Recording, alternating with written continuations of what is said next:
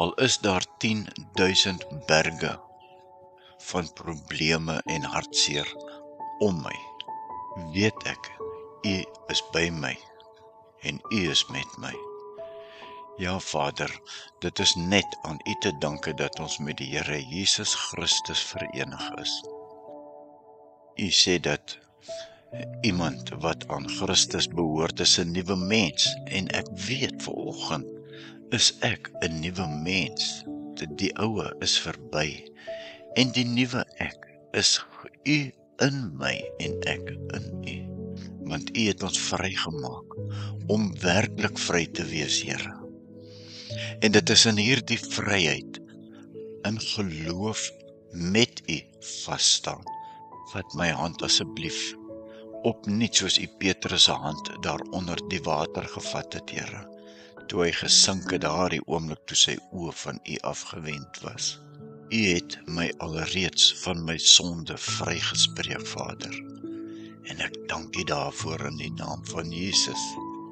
Aan U, o Here my God, my Vader, Vader van ons Here Jesus Christus, kom al die lof toe, want U, o Here, het ons in Christus geseën met al die seëninge van die Gees wat daar in die hemel is. Hoe groot is my blydskap en my vrede en my opgewondenheid in hierdie oggend, om my oë op te hef en die hemel in te staar, en U, die heelal, te sien. U is in beheer van alles, Vader, en ek het niks te vrees nie. Want deur die bloed van U Seun is ek verlos en is my oortredinge vergewe, kragtens U ryke genade. U het my die genadegawe geskenk, Here, om deur Christus deel te word van U kinders, omdat ons U waarheid verkondig, die evangelie van verlossing. Vader, hoe kan ek U dank, dat in Christus het U Heilige Gees, wat U beloof het, my alreeds as die eiendom van God beseël, en niemand en niks kan my uit U hande ruk nie. Ek weet, ek is nou een met Jesus Christus verseël. U gee aan elke mens die regverdige kans om U aan te neem. En nou kan ek met vrymoedigheid en vertroue vandag opnuut na U toe kom. Want U sê in U woord dat in ons verbondenheid met U en deur ons geloof in Hom, kan ons met vrymoedigheid en vertroue na God gaan.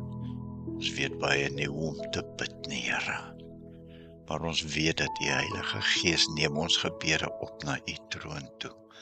Hoe wonderbaar is U werke nie.